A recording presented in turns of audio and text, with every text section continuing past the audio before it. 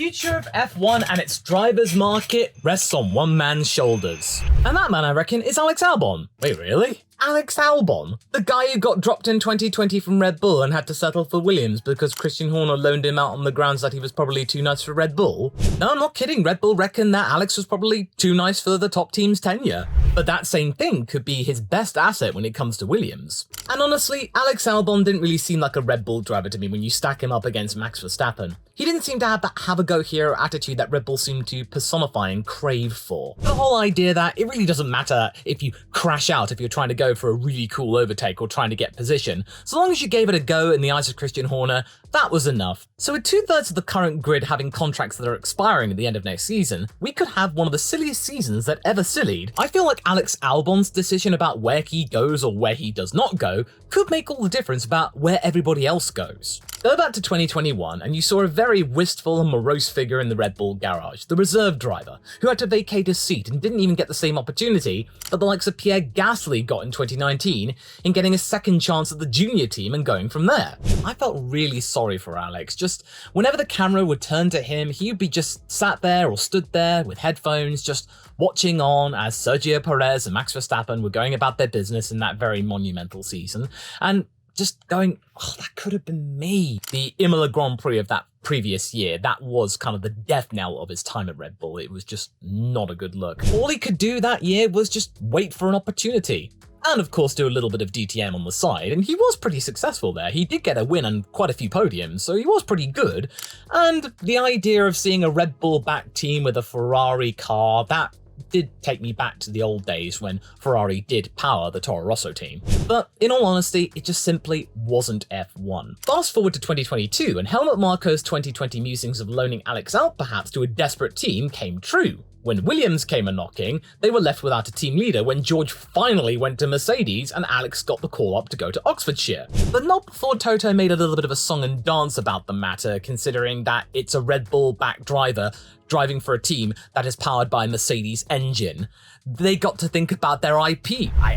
I'm not saying that Alex Albon should not be on the grid, it's just like we got to protect our IP at all costs, we cannot give our secrets to the enemy. What he wanted was Red Bull to break off ties, and that's what they did. I think, quite frankly, Christian just wanted Alex Albon back on the grid, and he was prepared to do that.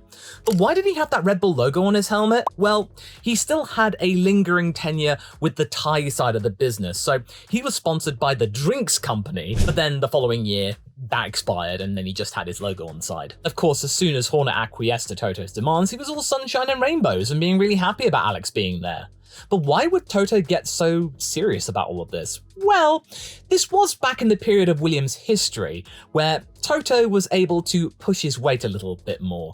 Even though he had relinquished quite a few shares of the company, he still had about 5%, not to mention for the fact that he used to be the executive director of that team. So there is still a little bit of a pull going on there, and that he could get Williams to bend over backwards and agree to his demands. Thankfully, it turns out that Williams have actually grown a spine since Alex arrived and then James Vowles came in. They do have some sense of integrity and being able to make their own decisions, which is going to be very, very curious to see what happens in 2025. Does Franco Colapinto, one of the Williams Academy drivers, get the chance to get the call up? Or does Kimi Antonelli get an opportunity at Williams on the behest of Mercedes? That'll be really telling. But going back to Alex, when he did sign up for Williams, no one really paid much mind to it because Williams were firmly at the back. And then 2022 came along, and yes, Alex did have some very heroic performances, but in that time, during the new regulation changes, it was very clear that Williams hadn't really kicked on, and they were effectively still the slowest team. Thusly, people wrote off Alex's tenure there as just like, oh, it's just a holding pattern. Either he'll be signed up by another team, perhaps, Red Bull might take him back, or he's just going to languish there for the rest of his career, or if the team goes under. Well, that didn't happen. In fact, being part of the Williams team has transformed Alex Albon into one of the hottest commodities on the F1 grid as of now. At the age of 27, he is at the peak of his physical condition, as well as his status within Formula 1.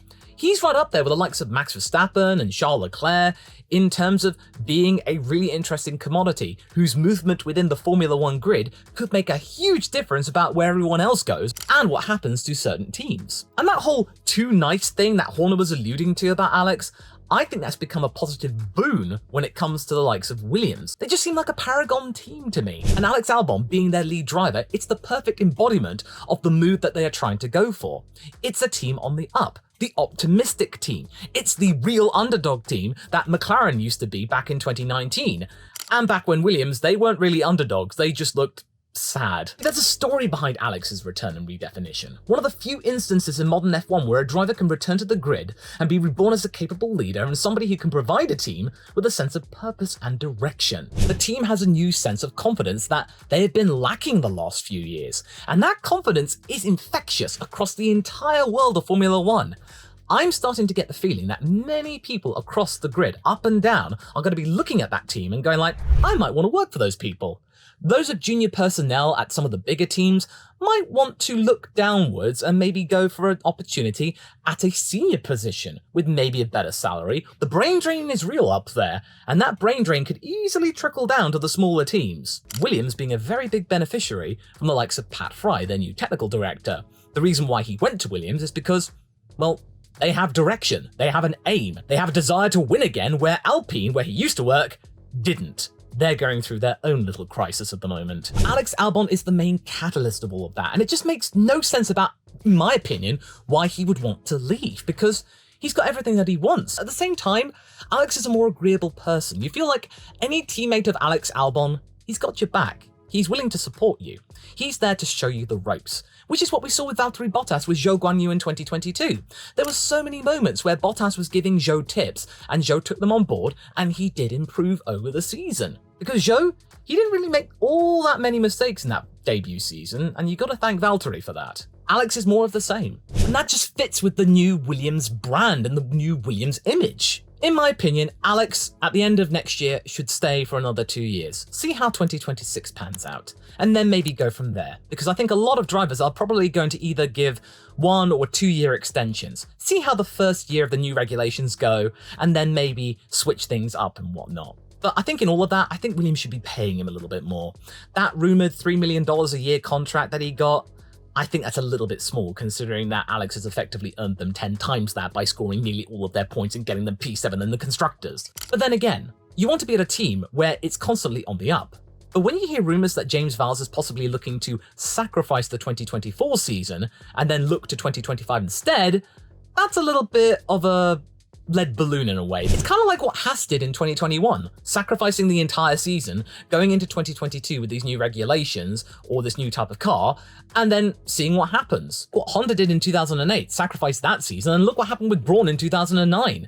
Haas's idea did initially work, but then they remembered that, oh yeah, they forgot how to upgrade, and we all know what happened there. They were just nowhere by the end of the season. So there is a very real danger that Williams may not develop that car. There is a real chance that Alex could score less points next season, and Williams may be relegated without much development to 9th or 10th place in the Constructors. Is that something that they would really want to gamble with? Well, maybe for that extra ATR time that they can use in the 2025 car, because they can't develop the 2026 car yet, thanks to a new regulation change. But one thing is for sure, whatever car they choose to go for the following season and their development path, it needs to be a car that is a little bit more forgiving.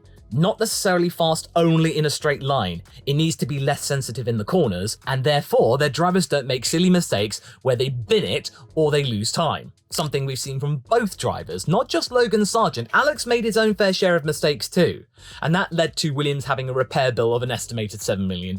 They've sort of made a rod for their own back by having a car that isn't really forgiving when it's not just straight. But whatever you think of that, the team seems to have far more direction than they did 12 months ago. And that might be the reason why Alex stays. He can see where they're going. Which is why whenever I see comments in the media about Alex potentially moving to a different team, a real team, it just rubs me up the wrong way, because what would be the point?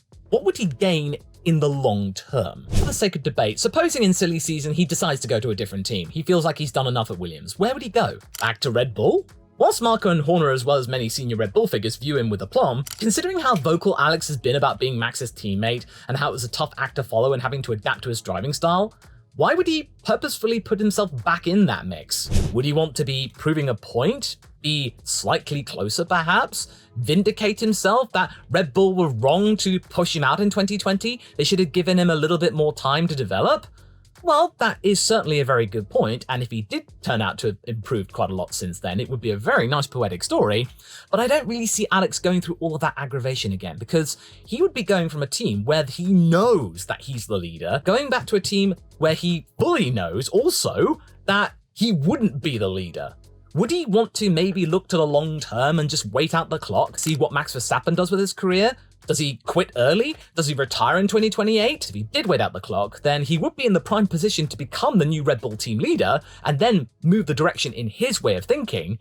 But it's a very big gamble. And as we've seen with Sergio Perez, the desire to try and topple Max and then it failing spectacularly, I don't see Alex wanting to go through that again. And besides, the 2026 regulations might see a Red Bull car which is completely terrible, or unreliable, or completely undrivable. Okay, Adrian Newey is the most successful car designer in Formula One history, but he has made a fair share of clangers over the years. Remember the MP4-18, which was completely undrivable and they completely canned it? And then the RB16, which was quick, but almost undrivable, completely skittish. Ferrari, perhaps, partnering Charles Leclerc? Well, you've kind of got the same problem. The team is very much built around Leclerc. No matter how many times Carlos Sainz keeps bashing his head against the wall, trying to convince the Ferrari team that he should be the driver that they follow and that they should take him seriously, Alex would probably be going through the same thing. I think Albon would face the same problem, of Ferrari not valuing him properly. They might just see him as a stable pair of hands to help the leader when things are looking rough. It's kind of like why they picked Sainz originally in 2021, to be the wingman and the backup. Well, that didn't necessarily happen as they had intended. I go into more detail in this video here about why I would view him as a mismatch for Ferrari. Link in the description for those listening to the podcast edition, by the way. Okay, Mercedes is out of the question. Aston Martin? Maybe. But considering Lance's contract is as long as a piece of string and Alonso has carte blanche regarding his tenure, I don't see that happening really. But let's say, for example, Lance Stroll does decide to go to the hypercar division of Aston Martin for 2025. Could an Albon-Alonso relationship work well? Well, it's off to a good start considering that Fernando Alonso is repping his shoe venture, because Alex Albon makes shoes apparently. It could blossom into a really good relationship.